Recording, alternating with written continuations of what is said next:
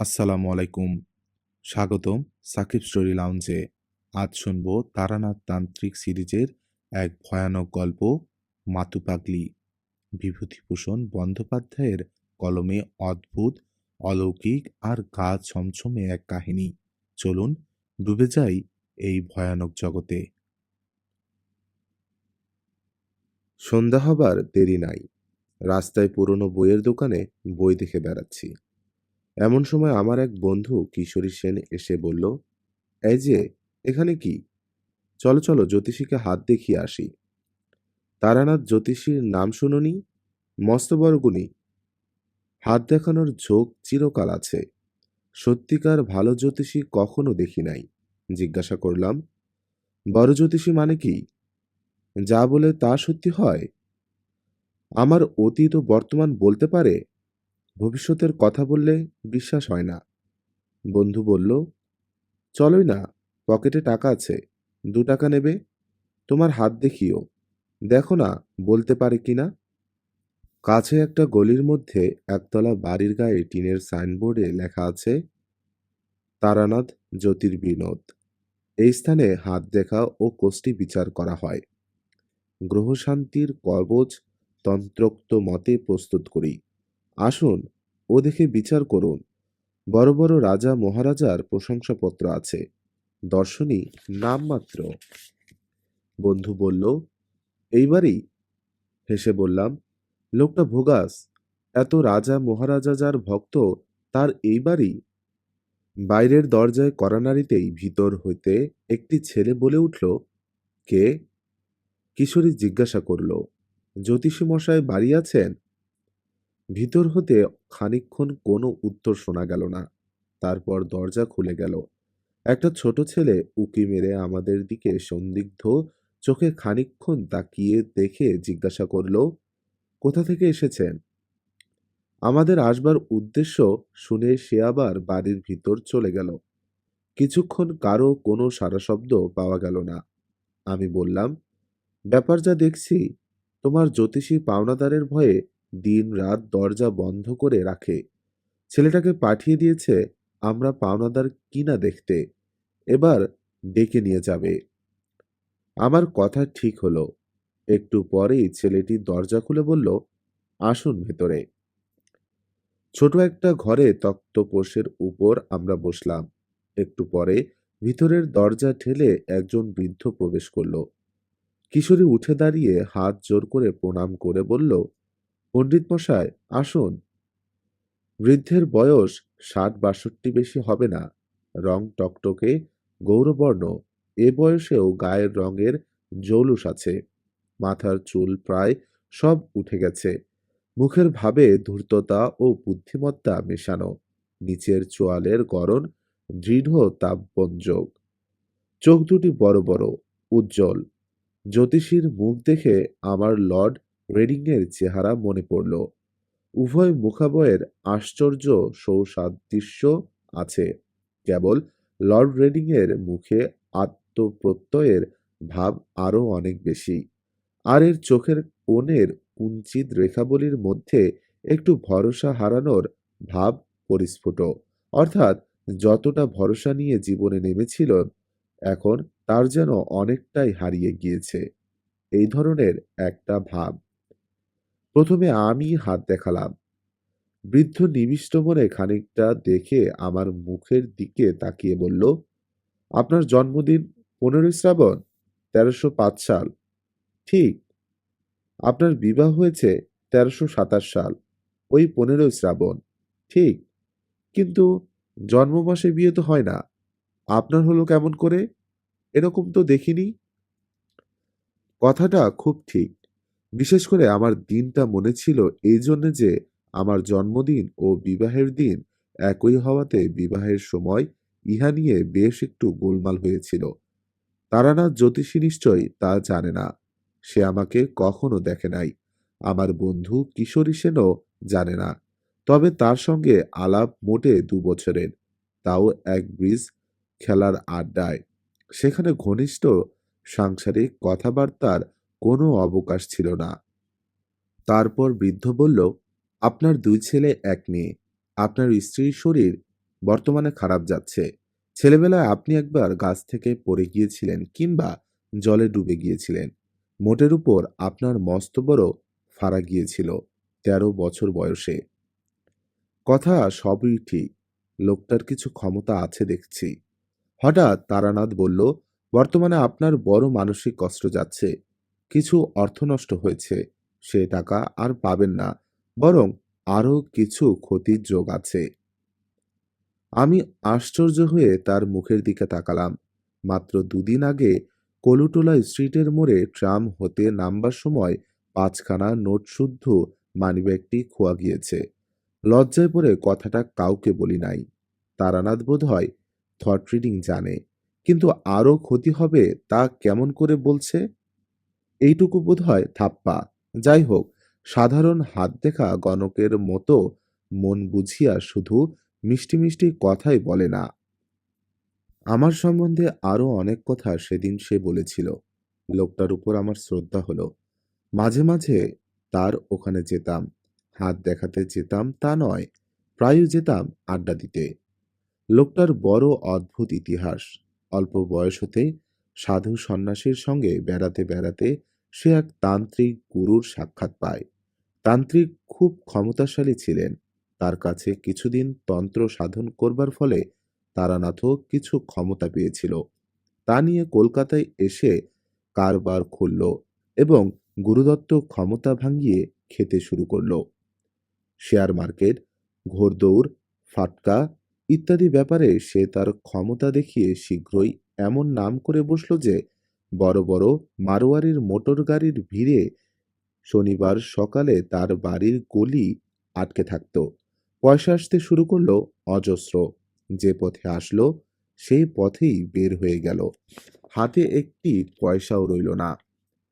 তারানাথের জীবনে ৩টি নেশা ছিল প্রবল: ঘোড়দৌড়, নারী ও সুরা।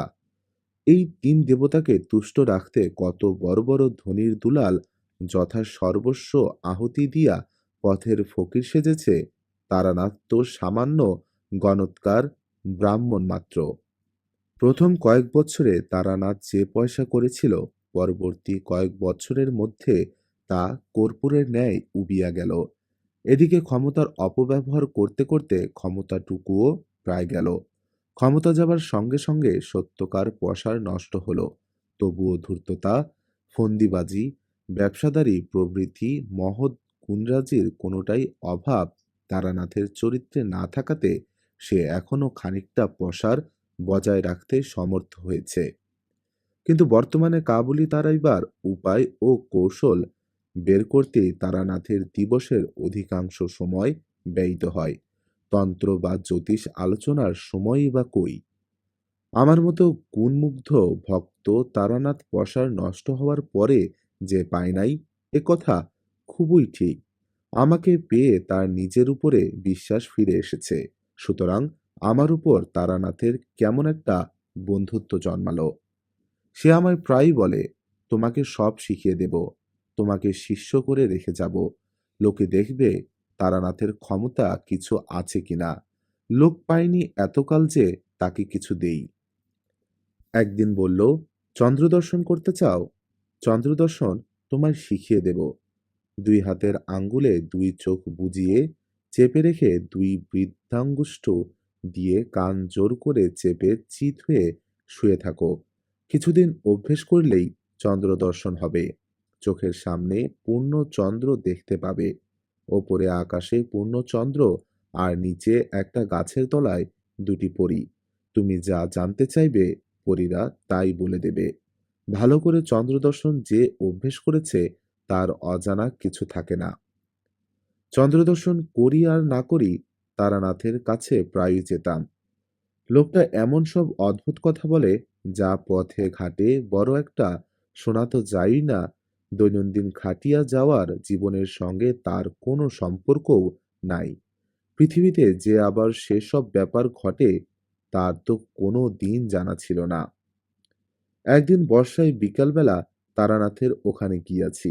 তারানাথ পুরাতন একখানা তুলোর কাগজের পুঁথির পাতা উল্টাচ্ছে। আমাকে দেখে বলল, চলো, বেলেঘাটাতে একজন বড় সাধু এসেছেন, দেখা করে আসি। খুব ভালো তান্ত্রিক শুনেছি। তারানাথের স্বভাবই ভালো সাধু সন্ন্যাসীর সন্ধান করে বেড়ানো, বিশেষ করে সে সাধু যদি আবার তান্ত্রিক হয়।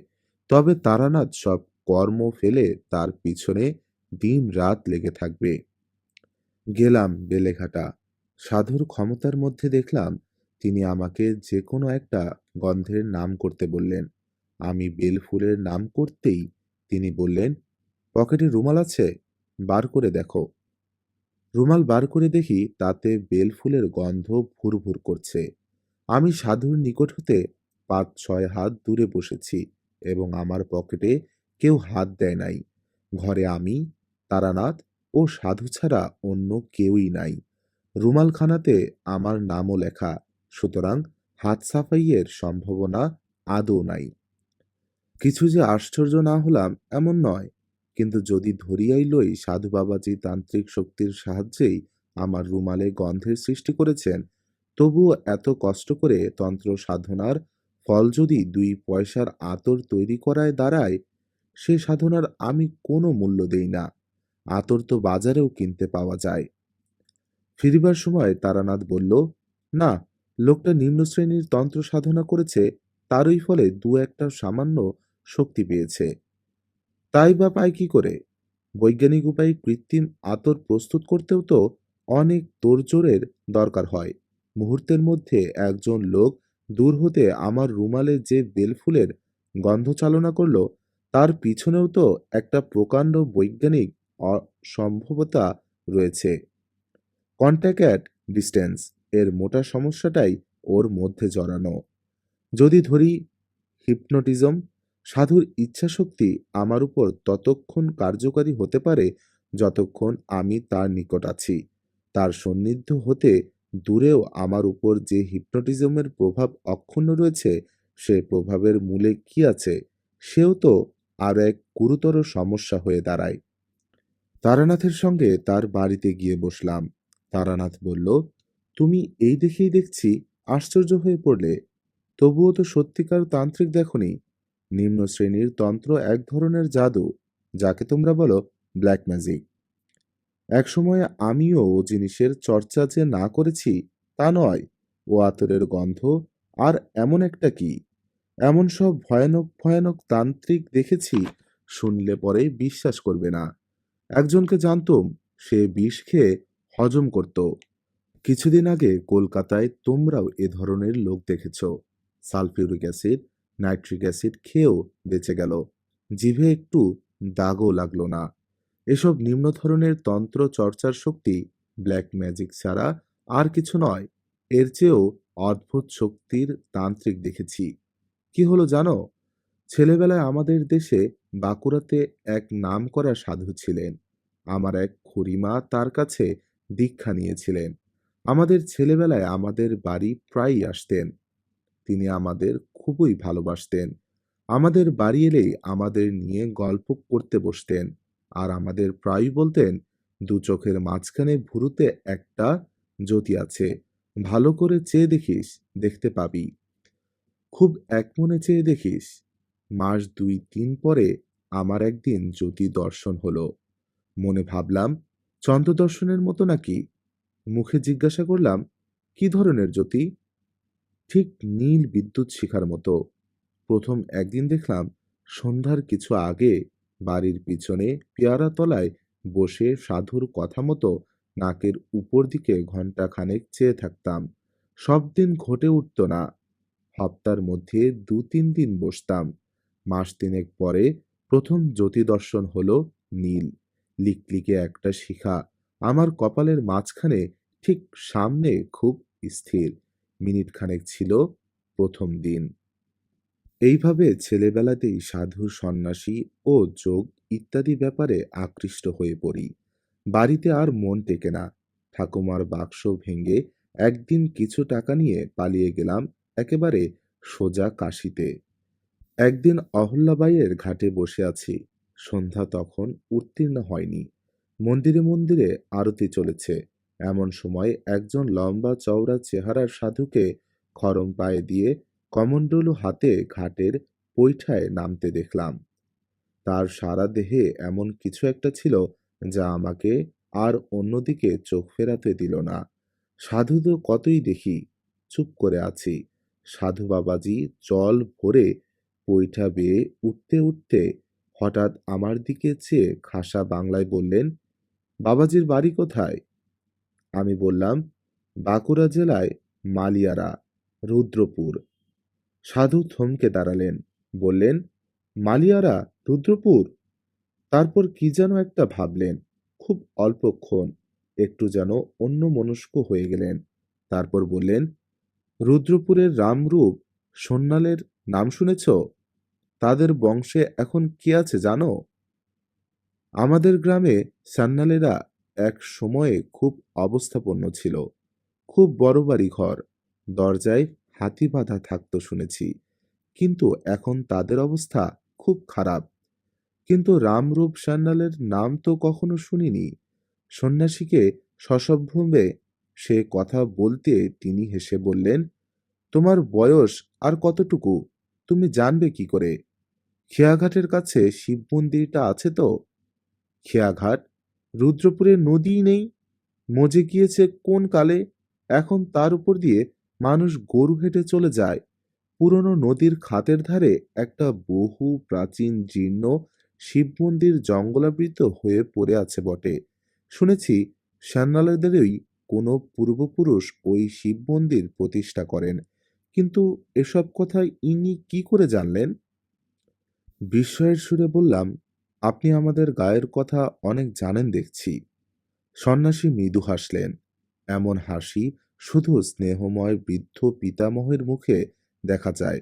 তার অতি তরুণ অবোধ পৌত্রের কোনো ছেলেমানুষি কথার জন্য। সত্যি বলছি, সে হাসির স্মৃতি আমি এখনো ভুলতে পারিনি। খুব উঁচু না হলে অমন হাসি মানুষ হাসতে পারে না। তারপর খুব শান্ত সস্নেহ কৌতুকের সুরে বললেন, বাড়ি থেকে বেরিয়েছিস কেন? ধর্মকর্ম করবি বলে?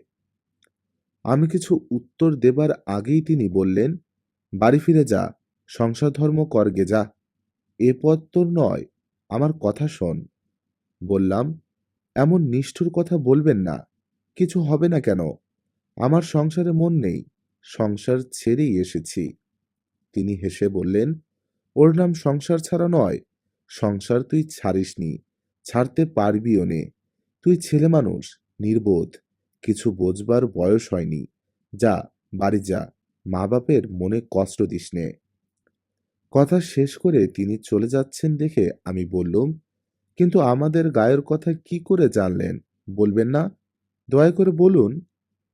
তিনি কোনো কথার উত্তর না দিয়ে জোরে জোরে পা ফেলে চলতে লাগলেন। আমিও নাছোড়বান্দা হয়ে তার পিছু নিলাম। খানিক দূর গিয়ে তিনি দাঁড়িয়ে আমাকে বললেন, কেন আসছিস? আপনাকে ছাড়ব না। আমি কিছু চাই নে, আপনার সঙ্গ চাই।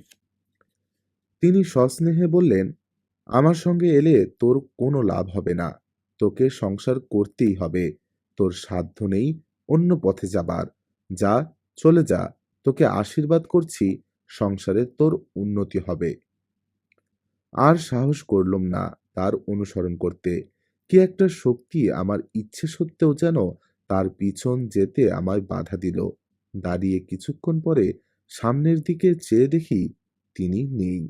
বুঝতে পারলুম না কোন গলির মধ্যে তিনি ঢুকে পড়েছেন বা কোন দিকে গেলেন। প্রসঙ্গক্রমে বলে নিই, অনেকদিন পরে বাড়ি ফিরে এসে দেশের খুব বৃদ্ধ লোকদের কাছে খোঁজ নিয়েও রামরূপ সান্যালের কোনো হদিস মেলাতে পারলাম না। সান্যালদের বাড়ির ছেলে ছোকরার দল তো কিছুই বলতে পারে না। ওদের এক শরিক জলপাইগুড়িতে ডাকঘরে কাজ করতেন। তিনি পেনশন নিয়ে সেবার শীতকালে বাড়ি এলেন। কথায় কথায় তাকে একদিন প্রশ্নটা করতে গিয়ে তিনি বললেন, দেখো, আমার ছেলেবেলায় বড় জ্যাঠামশায়ের কাছে একখানা খাতা দেখেছি। তাতে আমাদের বংশের অনেক কথা লেখা ছিল। বড় জ্যাঠামশায়ের ওইসব শখ ছিল। অনেক কষ্ট করে নানা জায়গায় হাঁটাহাঁটি করে বংশের কুলজি জোগাড় করতেন। তার মুখে শুনেছি ৪-৫ পুরুষ আগে আমাদেরই বংশে রামরূপ স্যানেল নদীর ধারে ওই মন্দির প্রতিষ্ঠা করেন। রামরূপ সাধক পুরুষ ছিলেন, বিবাহ করেছিলেন, ছেলে মেয়েও হয়েছিল, কিন্তু সংসারে তিনি বড় একটা লিপ্ত ছিলেন না।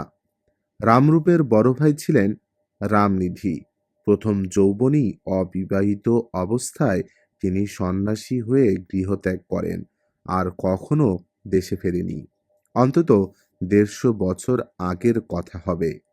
জিজ্ঞাসা করলুম, ওই শিব মন্দিরটা ওরকম মাঠের মধ্যে বেখাপ্পা জায়গায় কেন? তা নয়, ওখানে তখন বহতা নদী ছিল, খুব স্রোত ছিল, বড় বড় কিস্তি চলত। কোন নৌকা একবার ওই মন্দিরের নিচের ঘাটে মারা পড়ে বলে ওর নাম লা ভাঙ্গার খেয়াঘাট। প্রায় চিৎকার করে উঠলুম, খেয়াঘাট? তিনি অবাক হয়ে আমার দিকে চেয়ে বললেন, হ্যাঁ, জ্যাঠামশাইয়ের মুখে শুনেছি, বাবার মুখে শুনেছি, তাছাড়া আমাদের পুরনো কাগজপত্রে আছে শিব মন্দির প্রতিষ্ঠিত হয়েছিল লা ভাঙ্গার খেয়াঘাটের উপর। কেন বলো তো, এসব কথা তোমার জানবার কি দরকার হলো? বইটই লিখছ নাকি?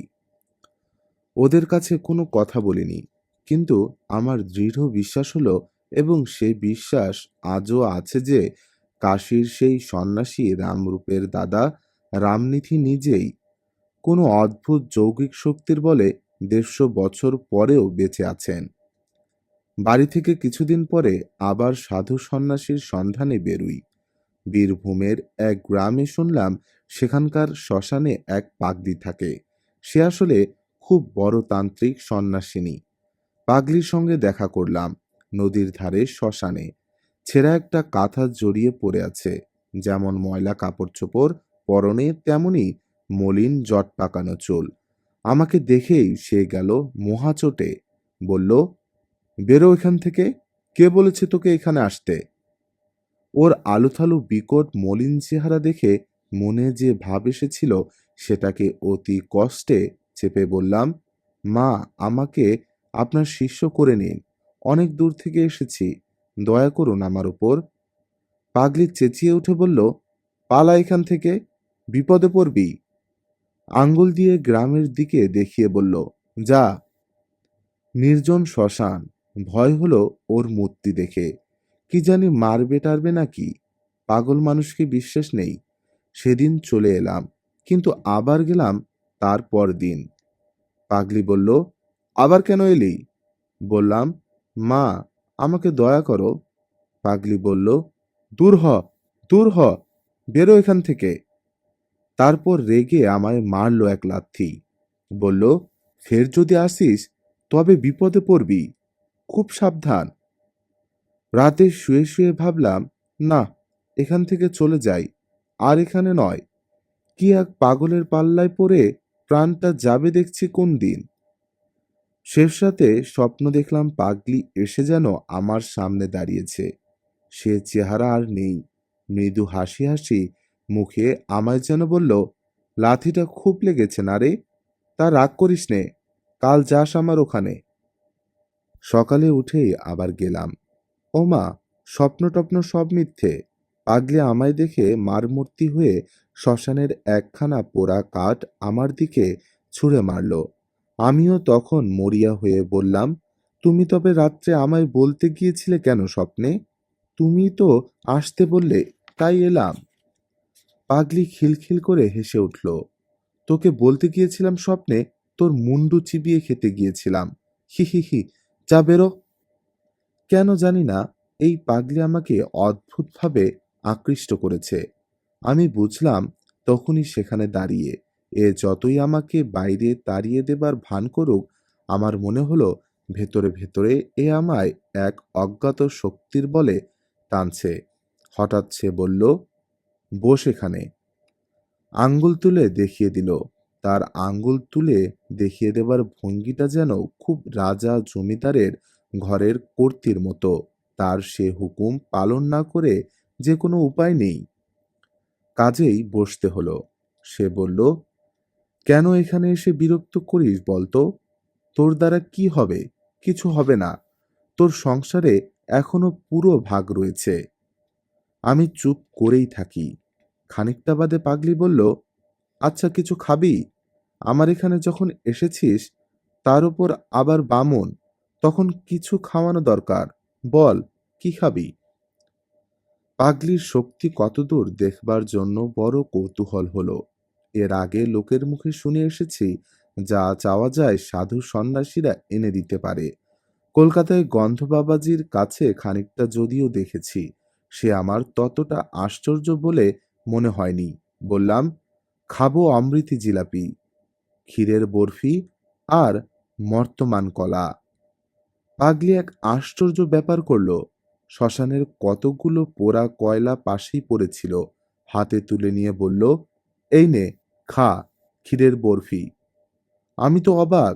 ইতস্তত করছি দেখে সে পাগলের মতো খিলখিল করে কি একরকম অসম্বন্ধ হাসি হেসে বলল, খা খা, ক্ষীরের বরফি খা। আমার মনে হলো এ তো দেখছি পুরো পাগল, কোনো কাণ্ডজ্ঞান নেই। এর কথায় মরা পোড়ানো কয়লা মুখে দেব? ছি ছি। কিন্তু আমার তখন আর ফেরবার পথ নেই। অনেক দূর এগিয়েছি। দিলাম সেই কয়লা মুখে পুরে, যা থাকে কপালে। পরক্ষণেই থু থু করে সেই বিশ্রী বিস্বাদ চিতার কয়লার টুকরো মুখ থেকে বার করে ফেলে দিলুম। পাগলি আবার খিলখিল করে হেসে উঠল। রাগে দুঃখে আমার চোখে তখন জল এসেছে। কি বোকামি করেছি এখানে এসে! এ পাগলই পাগল ছাড়া আর কিছু নয়।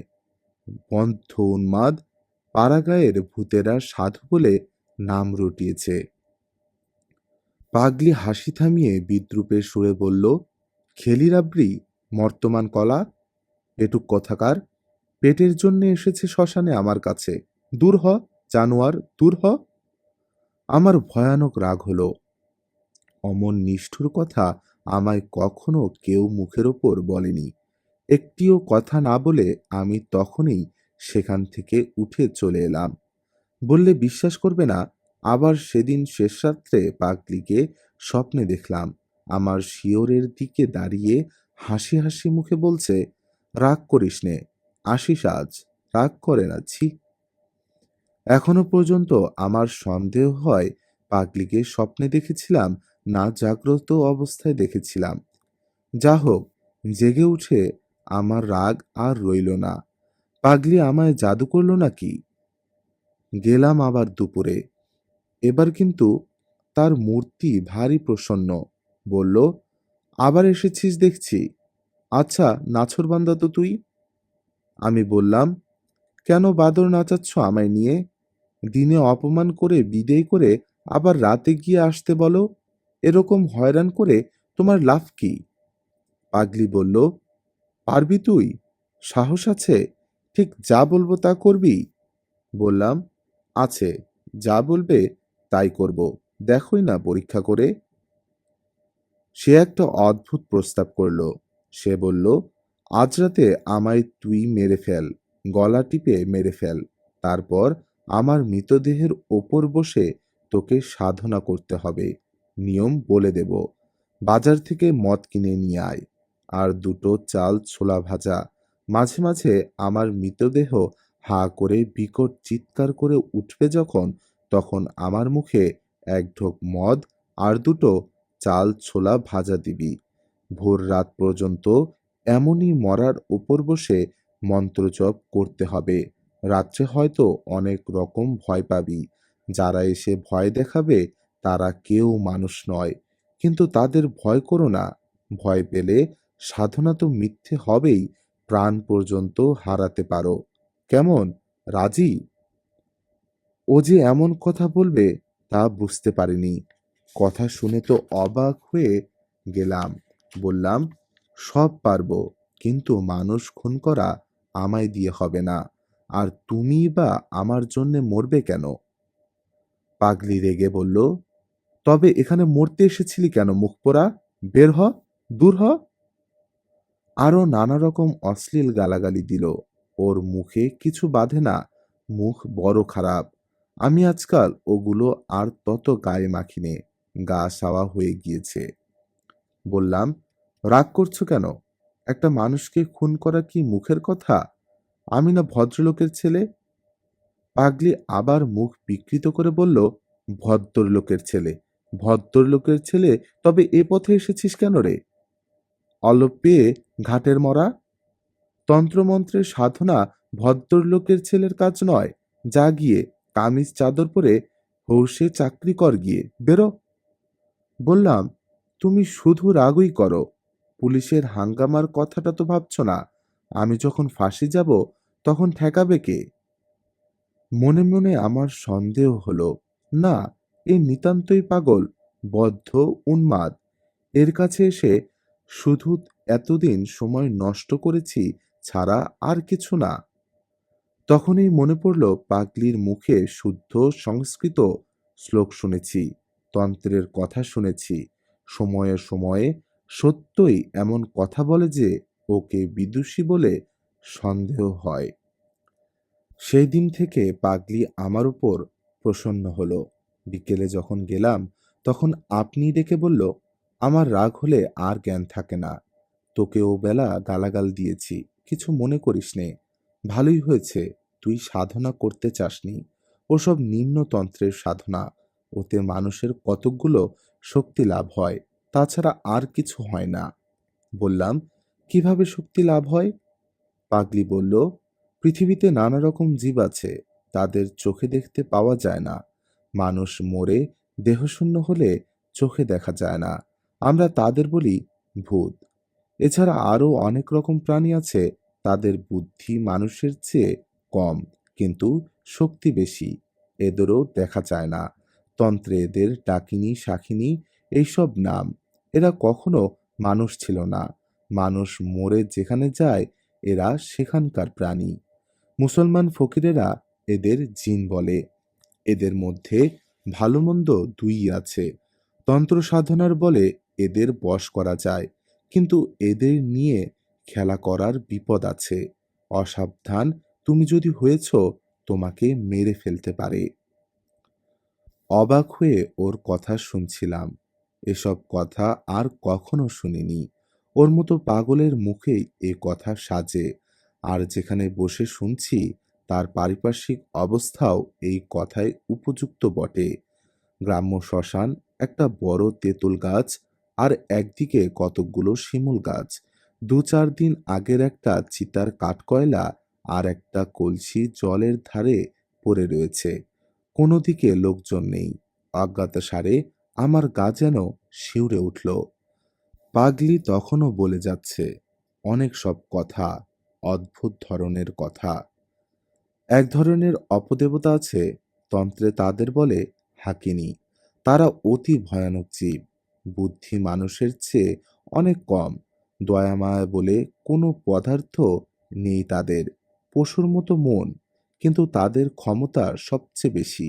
এরা যেন প্রেতলোকের বাঘ ভাল্লুক। ওদের দিয়ে কাজ বেশি হয় বলে যাদের বেশি দুঃসাহস, এমন তান্ত্রিকেরা হাকিনী মন্ত্রে সিদ্ধ হবার সাধনা করে। হলে খুবই ভালো, কিন্তু বিপদের ভয়ও পদে পদে। তাদের নিয়ে যখন তখন খেলা করতে নেই। তাই তোকে বারণ করি, তুই বুঝিস নে, তাই রাগ করিস। কৌতূহল আর সংবরণ করতে না পেরে জিজ্ঞেস করলাম, তুমি তাহলে হাকিনী মন্ত্রে সিদ্ধ, না? ঠিক বলো। পাগলি চুপ করে রইল। আমি তাকে আর প্রশ্ন করলাম না। বুঝলাম পাগলি এ কথা কিছুতেই বলবে না, কিন্তু এ বিষয়ে আমার কোনো সন্দেহ রইল না। পরদিন গ্রামের লোকে আমাকে পাগলির সম্বন্ধে অনেক কথা বলল। বলল, আপনি ওখানে যাবেন না অত ঘন ঘন। পাগলি ভয়ানক মানুষ। ওর মধ্যে এমন শক্তি আছে আপনার একেবারে সর্বনাশ করে দিতে পারে। ওকে বেশি ঘাটাবেন না মশাই। গায়ের কোনো লোক ওর কাছেও ঘেঁষে না। বিদেশি লোক, মারা পড়বেন শেষে। মনে ভাবলাম, কি আমার করবে? যা করবার তা করেছে। তার কাছে না গিয়ে থাকবার শক্তি আমার নেই। তারপরে একদিন যা হলো তা বিশ্বাস করবে না। একদিন সন্ধ্যের পরে পাগলির কাছে গিয়েছি, কিন্তু এমনভাবে গিয়েছি পাগলি টের না পায়।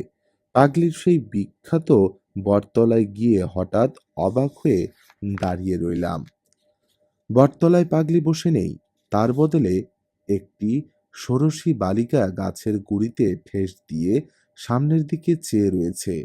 চোখের ভুল নয় মশাই, আমার তখন কাঁচা বয়স, চোখে ঝাপসা দেখবার কথা নয়, স্পষ্ট দেখলাম। ভাবলাম তাই তো, এ আবার কে এলো, যাই কি না যাই। দু এক পা এগিয়ে সংকোচের সঙ্গে জিজ্ঞাসা করলাম, মা, তিনি কোথায় গেলেন? মেয়েটি হেসে বলল, কে?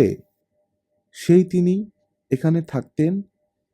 মেয়েটি খিলখিল করে হেসে বলল, আমরণ, কে তার নামটাই বলো না, নাম বলতে লজ্জা হচ্ছে নাকি?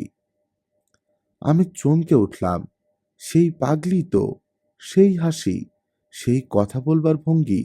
এই ষোড়শী বালিকার মধ্যে এই পাগলি রয়েছে লুকিয়ে। সে এক অদ্ভুত আকৃতি, ভেতরের সেই পরিচিত পাগলি, বাইরে এক অপরিচিতা রূপসী ষোড়শী বালিকা। মেয়েটি হেসে ঢলে পড়ে আর কি বলল, এসো না, বসো না এসে পাশে, লজ্জা কি? আহা, আর অত লজ্জার দরকার নেই, এসো। হঠাৎ আমার বড় ভয় হলো। মেয়েটির রকম সকম আমার ভালো মনে হলো না। তাছাড়া আমার দৃঢ় বিশ্বাস হলো এ পাগলি আমায় কোনো বিপদে ফেলবার চেষ্টায় আছে।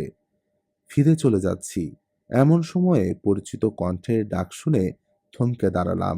দেখি বটতলায় পাগলি বসে আছে, আর কেউ কোথাও নেই। আমার তখনও ভয় যায়নি। ভাবলাম আজ আর কিছুতেই এখানে থাকবো না, আজ ফিরে যাই। পাগলি বলল, এসো, বসো। বললাম, তুমি ওরকম ছোট মেয়ে সেজেছিলে কেন? তোমার মতলবখানা কি? পাগলি বলল, আমরণ, ঘাটের মরা, আবোল তাবোল বকছে। বললাম, না, সত্যি কথা বলছি। আমায় কোনো ভয় দেখিও না, যখন তোমায় মা বলে ডেকেছি। পাগলি বলল, শোন তবে, তুই সেরকম নোস, তন্ত্রের সাধনা তোকে দিয়ে হবে না, অত সাধু সেজে থাকবার কাজ নয়। থাক, তোকে দু একটা কিছু দেব, তাতেই তুই করে খেতে পারবি। একটা মরা চাই, আসবে শিগগির অনেক মরা, এই ঘাটেই আসবে, ততদিন অপেক্ষা কর। কিন্তু যা বলে দেব তাই করবি, রাজি আছিস? সব সাধনা, ভিন্ন কিছু হবে না। তখন আমি মরিয়া হয়ে উঠেছি। আমি ভীতু লোক ছিলাম না কোনো কালই, তবুও কখনো মরার উপরে বসে সাধনা করব এ কল্পনাও করিনি। কিন্তু রাজি হলাম পাগলির প্রস্তাবে। বললাম, বেশ, তুমি যা বলবে তাই করব, কিন্তু পুলিশের হাঙ্গামার মধ্যে যেন না পড়ি, আর সপ্তাহতে রাজি আছি। একদিন সন্ধ্যের কিছু আগে গিয়েছি। সেদিন দেখলাম পাগলির ভাবটা যেন কেমন কেমন। ও আমায় বলল, একটা মরা পাওয়া গিয়েছে, চুপি চুপি এসো। জলের ধারে বড় একটা পাকুড় গাছের শেকড় জলের মধ্যে অনেকখানি নেমে গিয়েছে। সেই জড়ানো পাকানো জলমগ্ন শেকড়ের মধ্যে একটা ১৬-১৭ বছরের মেয়ের মরা বেঁধে আছে। কোনো ঘাট থেকে এসেছে বোধহয়। ও বলল, তোল মরাটা, শেকড় বেয়ে নেমে যা, জলের মধ্যে মরা হালকা হবে, ওকে তুলে শেকড়ে রেখে দে, ভেসে না যায়। তখন কি করছি জ্ঞান ছিল না। মরার পরনে তখনও কাপড়, সেই কাপড় জড়িয়ে গিয়েছে শেকড়ের মধ্যে। আমাকে বিশেষ বেগ পেতে হলো না, অল্প চেষ্টাতেই সেটা টেনে তুলে ফেললাম। পাগলি বলল, মরার ওপর বসে তোকে সাধনা করতে হবে, ভয় পাবি না তো? ভয় পেয়েছ কি মরেছ? আমি হঠাৎ আশ্চর্য হয়ে চিৎকার করে উঠলাম। মরার মুখ তখন আমার নজরে পড়েছে। সেদিনকার সেই ষোড়শী বালিকা, অবিকল সেই মুখ, সেই চোখ, কোনো তফাত নেই। পাগলি বলল, চেঁচিয়ে মরছিস কেন, ও আপদ? আমার মাথার মধ্যে কেমন গোলমাল হয়ে গিয়েছে তখন। পাগলিকে দেখে তখন আমার অত্যন্ত ভয় হলো। মনে ভাবলাম, এ অতি ভয়ানক লোক দেখছি, গায়ের লোকে ঠিকই বলে। কিন্তু ফিরবার পথ তখন আমার বন্ধ। পাগলি আমায় যা যা করতে বলল, সন্ধে থেকে আমাকে তা করতে হলো। সব সাধনার অনুষ্ঠান সম্বন্ধে সব কথা তোমায় বলবারও নয়। সন্ধ্যের পর থেকেই আমি সবের ওপর আসন করে বসলাম। পাগলি একটা অর্থশূন্য মন্ত্র আমাকে বলল, সেটাই জপ করতে হবে অনবরত। আমার বিশ্বাস হয়নি যে এতে কিছু হয়। এমনকি ও যখন বলল, যদি কোনো বিভীষিকা দেখো তবে ভয় পেও না, ভয় পেলেই মরবে, তখনও আমার মনে বিশ্বাস হয়নি। রাত দুপুর হলো ক্রমে। নির্জন শ্মশান, কেউ কোনো দিকে নেই। নিরন্ধ্র অন্ধকারে দিকবিদিক লুকিয়েছে। পাগলি যে কোথায় গেল তাও আমি আর দেখিনি। হঠাৎ একপাল শেয়াল ডেকে উঠল নদীর ধারে একটা কষার ঝোপের আড়ালে। শেয়ালের ডাক তো কতই শুনি, কিন্তু সেই ভয়ানক শ্মশানে একটা টাটকা মরার উপর বসে সেই শেয়ালের ডাকে আমার সর্বাঙ্গ শিউরে উঠল। ঠিক সঙ্গে সঙ্গে আরেকটি ব্যাপার ঘটল। বিশ্বাস করা না করা তোমার ইচ্ছে, কিন্তু তোমার কাছে মিথ্যে বলে কোনো স্বার্থ নেই। আমি তারানাথ জ্যোতিষী, বুঝি কেবল পয়সা। তুমি আমাকে এক পয়সা দেবে না, সুতরাং তোমার কাছে মিথ্যে বলতে যাব কেন? শিয়াল ডাকার সঙ্গে সঙ্গে আমার মনে হলো শ্মশানের নিচে নদী জল থেকে দলে দলে সব বউ মানুষরা উঠে আসছে। অল্প বয়সী বউ, মুখে ঘোমটা টানা, জল থেকে উঠে এলো অথচ কাপড় ভিজে নয় কারো। দলে দলে একটা, দুটো, ৫টা, ১০টা, ২০টা। তারা সকলে এসে আমায় ঘিরে ধরল। আমি এক মনে মন্ত্র জপ করছি, ভাবছি যা হয় হবে। একটু পরে ভালো করে চাইতে গিয়ে দেখি আমার চারপাশে একটাও বউ নয়, সব কর্রা পাখি।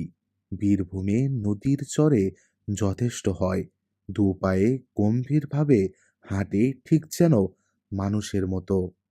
এক মুহূর্তে মনটা হালকা হয়ে গেল। তাই বল, হরি হরি পাখি। চিন্তাটা আমার সম্পূর্ণ শেষও হয়নি। পরক্ষণে আমার চারপাশে মেয়ে গলায় কারা খিলখিল করে হেসে উঠল। হাসির শব্দে আমার গায়ের রক্ত আরো হিম হয়ে জমে গেল যেন। চেয়ে দেখি তখন একটাও পাখি নয়, সবাই অল্প বয়সী বউ। তারা তখন সবাই একযোগে ঘুমটা খুলে আমার দিকে চেয়ে আছে। আর তাদের চারদিকে সেই বড় মাঠের যেদিকে তাকাই অসংখ্য নরকঙ্কাল দূরে, নিকটে, ডাইনে বাঁয়ে অন্ধকারের মধ্যে সাদা সাদা দাঁড়িয়ে আছে। কতকালের পুরনো জীর্ণ হাড়ের কঙ্কাল। তাদের অনেকগুলোর হাতের সব আঙ্গুল নেই, অনেকগুলোর হাড় রোদে জলে চটা উঠে ক্ষয়ে গিয়েছে। কোনোটার মাথার খুলি ফুটো, কোনোটার পায়ের নলির হাড় ভেঙে বেঁকে আছে। তাদের মুখও নানা দিকে ফেরানো। দাঁড়াবার ভঙ্গি দেখে মনে হয় কেউ যেন তাদের বহু যত্নে তুলে ধরে দাঁড় করিয়ে রেখেছে। কঙ্কালের আড়ালে পেছন থেকে যে লোকটা এদের খাড়া করে রেখেছে, সে যেই ছেড়ে দেবে অমনি কঙ্কালগুলো হুড়মুড় করে ভেঙে পড়ে গিয়ে জীর্ণ ভাঙ্গাচোরা তোবড়ানো নোনাধরা হাড়ের রাশি স্তূপাকার হয়ে উঠবে। অথচ তারা যেন সবাই সজীব, সকলেই আমাকে পাহারা দিচ্ছে। আমি যেন প্রাণ নিয়ে এ শ্মশান থেকে পালাতে না পারি। হাড়ের হাত বাড়িয়ে একযোগে সবাই যেন আমার গলা টিপে মারবার অপেক্ষায় আছে। উঠে সোজা দৌড় দেব ভাবছি, এমন সময় দেখি আমার সামনে এক অতি রূপসী বালিকা আমার পথ আগলে হাসি মুখে দাঁড়িয়ে। এ আবার কে? যা হোক, সব রকম ব্যাপারের জন্যে আজ প্রস্তুত না হয়ে আর সব সাধনা করতে নামিনি। আমি কিছু বলবার আগে মেয়েটি হেসে হেসে বলল, আমি ষোড়শী, মহাবিদ্যাদের মধ্যে শ্রেষ্ঠ। আমায় তোমার পছন্দ হয় না? মহাবিদ্যা টহাবিদ্যা নাম শুনেছিলাম বটে পাগলির কাছে, কিন্তু তাদের তো শুনেছি অনেক সাধনা করেও দেখা মেলে না। আর এত সহজে ইনি? বললাম, আমার মহা সৌভাগ্য যে আপনি এসেছেন, আমার জীবন ধন্য হলো। মেয়েটি বলল, তবে তুমি মহাডামরি সাধনা করছো কেন? আজ্ঞে আমি তো জানি নে কোন সাধনা কিরকম। পাগলি আমায় যেমন বলে দিয়েছে তেমনই করছি। বেশ, মহাডামরির সাধনা তুমি ছাড়ো, ও মন্ত্র জপ করো না। যখন দেখা দিয়েছি তখন তোমার আর কিছুতে দরকার নেই। তুমি মহাডামরি ভৈরবীকে দেখনি? অতি বিকট তার চেহারা। তুমি ভয় পাবে। ছেড়ে দাও ও মন্ত্র। সাহসে ভর করে বললাম, সাধনা করে আপনাদের আনতে হয় শুনছি। আপনি এত সহজে আমাকে দেখা দিলেন কেন? তোমার সন্দেহ হচ্ছে? আমার মনে হলো এই মুখ আমি আগে কোথাও দেখেছি, কিন্তু তখন আমার মাথার গোলমাল হয়ে গিয়েছে। কিছুই ঠিক করতে পারলাম না। বললাম, সন্দেহ হয়, কিন্তু বড় আশ্চর্য হয়ে গিয়েছি। আমি কিছুই জানি নে কে আপনারা। যদি অপরাধ করি মাফ করুন, কিন্তু কথাটার জবাব যদি পাই।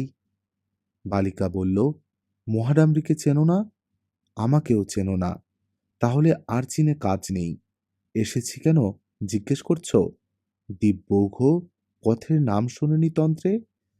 পাষণ্ড দলনের জন্যে ওই পথে আমরা পৃথিবীতে নেমে আসি। তোমার মন্ত্রে দিব্যৌঘ পথে সাড়া জেগেছে, তাই ছুটে দেখতে এলাম। কথাটা ভালো বুঝতে পারলাম না। ভয়ে ভয়ে বললাম, তবে আমি কি খুবই পাষণ্ড? বালিকা খিলখিল করে হেসে উঠল। বলল, তোমার বেলা এসেছি সম্প্রদায় রক্ষার জন্যে। অত ভয় কিসের? আমি না তোকে লাথি মেরেছি? শ্মশানের পোড়া কাঠ ছুঁড়ে মেরেছি? পরীক্ষা না করে কি সাধনার নিয়ম বলে দিয়েছি তোকে? আমি ভয়ানক আশ্চর্য হয়ে গিয়েছি। বলে কি? মেয়েটি আবার বলল, কিন্তু মহাডামরির বড় ভীষণ রূপ। তোর যেমন ভয় সে তুই পারবি নে। ও ছেড়ে দে। আপনি যখন বললেন তাই দিলাম। ঠিক কথা দিলি? দিলাম। এ সময়ে যে শবদেহের উপর বসে আছি তার দিকে আমার নজর পড়ল। পড়তেই ভয়ে ও বিস্ময়ে আমার সর্বশরীর কেমন হয়ে গেল। শবদেহের সঙ্গে সম্মুখের ষোড়শী রূপসীর চেহারার কোনো তফাত নেই। একই মুখ, একই রং, একই বয়স। বালিকা ব্যঙ্গের হাসি এসে বলল, চেয়ে দেখছিস কি? আমি কথার উত্তর দিলাম না। কিছুক্ষণ থেকে একটা সন্দেহ আমার মনে ঘনিয়ে এসেছিল। সেটা মুখেই প্রকাশ করে বললাম, কে আপনি? আপনি কি সেই শ্মশানের পাগলি নাকি? একটা বিকট বিদ্রূপের হাসিতে রাতের অন্ধকার চিরে ফেরে চৌচির হয়ে গেল। সঙ্গে সঙ্গে মাঠময় নরকঙ্কালগুলো হাড়ের হাতে তালি দিতে দিতে একে বেঁকে উদ্দাম নৃত্য শুরু করলো। আর অমনি সেগুলো নাচের বেগে ভেঙে ভেঙে পড়তে লাগলো। কোনো কঙ্কালের হাত খসে গেল, কোনোটার মেরুদণ্ড, কোনোটার কপালের হাড়, কোনোটার বুকের পাঁজরগুলো। তবুও তাদের নৃত্য সমানেই চলছে। এদিকে হাড়ের রাশি উঁচু হয়ে উঠল, আর হাড়ে হাড়ে লেগে কি বীভৎস ঠক ঠক শব্দ! হঠাৎ আকাশের এক প্রান্ত যেন জড়িয়ে গুটিয়ে গেল কাগজের মতো, আর সেই ছিদ্রপথে যেন এক বিকট মূর্তি নারী উন্মাদিনীর মতো আলুথালু বেশে নেমে আসছে দেখলাম। সঙ্গে সঙ্গে চারপাশের বনে শেয়ালের দল আবার ডেকে উঠল। বিশ্রী মরা পচার দুর্গন্ধে চারিদিক পূর্ণ হলো। পেছনের আকাশটা আগুনের মতো রাঙা মেঘে ছেয়ে গেল। তার নিচে চিল শকুনি উড়ছে সেই গভীর রাতে। শিয়ালের চিৎকার ও নরকঙ্কালের ঠোকাঠুকি শব্দ ছাড়া সেই ভয়ানক রাতে বাকি সব জগৎ নিস্তব্ধ, সৃষ্টি নিঝুম। আমার গা শিউরে উঠল আতঙ্কে। পিশাচিটা আমার দিকেই যেন ছুটে আসছে। তার আগুনের ভাটার মতো জ্বলন্ত দুচোখে ঘৃণা, নিষ্ঠুরতার ও বিদ্রুপ মেশানো। সে কি ভীষণ ক্রূর দৃষ্টি!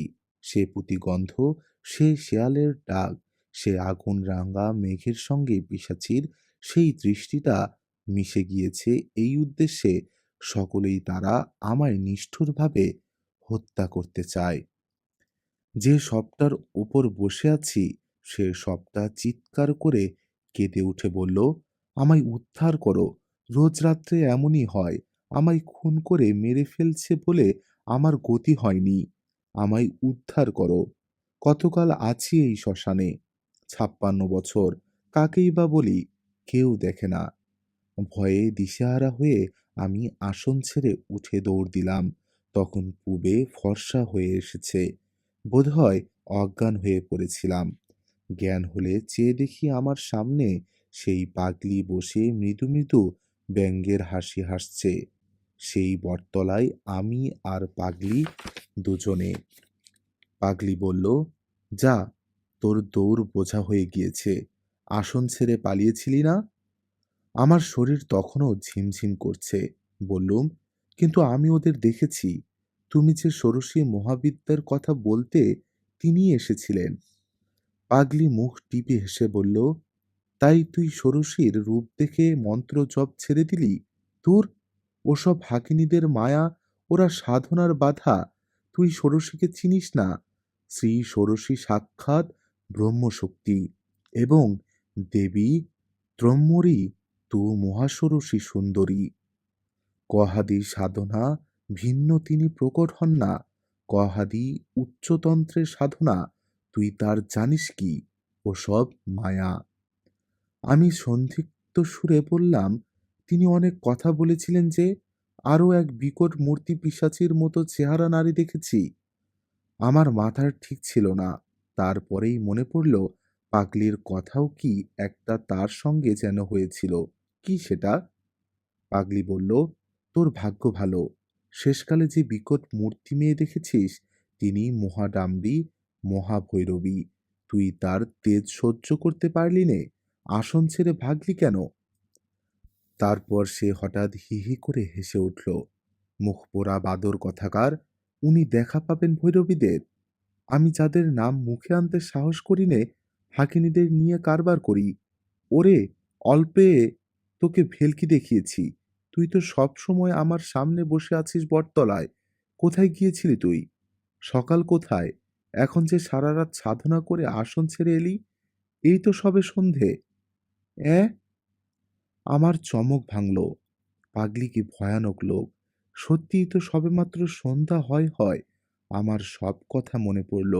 এসেছি ঠিক বিকেল ৬টায়। আষাঢ় মাসের দীর্ঘ বেলা। মরা ভাঙ্গায় তোলা সব সাধনা, নরকঙ্কাল, ষোড়শী, উড়ন্ত চিল, শকুনির ঝাঁক, সব আমার ভ্রম। হতভম্বের মতো বললাম, কেন এমন ভোলালে? আর মিথ্যে এত ভয় দেখালে? পাগলি বলল, তোকে বাজিয়ে নিচ্ছিলাম। তোর মধ্যে সে জিনিস নেই। তোর কর্ম নয় তন্ত্রের সাধনা। তুই আর কোনোদিন এখানে আসবার চেষ্টা করবি নে। এলেও আর দেখা পাবি নে। বললাম, একটা কথার উত্তর দাও। তুমি তো অসাধারণ শক্তি ধরো। তুমি ভেলকি নিয়ে থাকো কেন? উচ্চতন্ত্রের সাধনা করো না কেন? পাগলি এবার একটু গম্ভীর হয়ে বলল, তুই সে বুঝবি নে। মহাষোড়শী, মহাডামরী, ত্রিপুরা, এরা মহাবিদ্যা, ব্রহ্মশক্তির নারী রূপ। এদের সাধনা এক জন্মে হয় না। আমার পূর্বজন্ম এমনই কেটেছে, এ জন্ম গেল। গুরুর দেখা পেলাম না। যা, তুই ভাগ। তোর সঙ্গে এসব বুকে কি করব? তোকে কিছু শক্তি দিলাম, তবে রাখতে পারবি না বেশি দিন। যা, পালা। চলে এলাম। সে আজ ৪০ বছরের কথা। আর যায়নি, ভয়েই যায়নি। পাগলির দেখাও পাইনি আর কোনোদিন। তখন চিনতাম না, বয়স ছিল কম। এখন আমার মনে হয় যে, পাগলি সাধারণ মানবী নয়। সংসারের কেউ ছিল না। লোকচক্ষুর আড়ালে থাকবার জন্যে পাগল সেজে কেন যে চিরজন্ম শ্মশানে মশানে ঘুরে বেড়াতো। তুমি আমি সামান্য মানুষে তার কি বুঝব? যাক সেসব কথা। শক্তি পাগলি দিয়েছিল, কিন্তু রাখতে পারিনি। ঠিকই বলেছিল, আমার মনে অর্থের লালসা ছিল, তাতেই গেল। কেবল চন্দ্রদর্শন এখনো করতে পারি। তুমি চন্দ্রদর্শন করতে চাও? এসো, ছিনিয়ে দেব। ২ হাতের বুড়ো আঙুল দিয়ে আমি দেখলাম তারানাথের বকুনি থামবে না। যতক্ষণ এখানে আছি, উঠে পড়লাম। বেলা ১২টা বাজে। আপাতত চন্দ্রদর্শন অপেক্ষা গুরুতর কাজ বাকি। তারানাথের কথা বিশ্বাস করেছি কিনা জিজ্ঞাসা করছেন? ইহার আমি কোনো জবাব দিব না। শুনছিলেন আজকের গল্প মাতু পাগলি, বিভূতিভূষণ বন্দ্যোপাধ্যায়ের অনবদ্য সৃষ্টি। তারানাথের অদ্ভুত অভিজ্ঞতা আর রহস্যময় ঘটনায় ভরা এই গল্পটি কেমন লাগলো কমেন্টে জানাতে ভুলবেন না। আরও এমন তান্ত্রিক রহস্য শুনতে চাইলে লাইক দিন, শেয়ার করুন আর সাবস্ক্রাইব করে রাখুন সাকিব স্টোরি লাউঞ্জ। ধন্যবাদ সবাইকে। সুস্থ থাকুন, সচেতন থাকুন আর গল্পে থাকুন।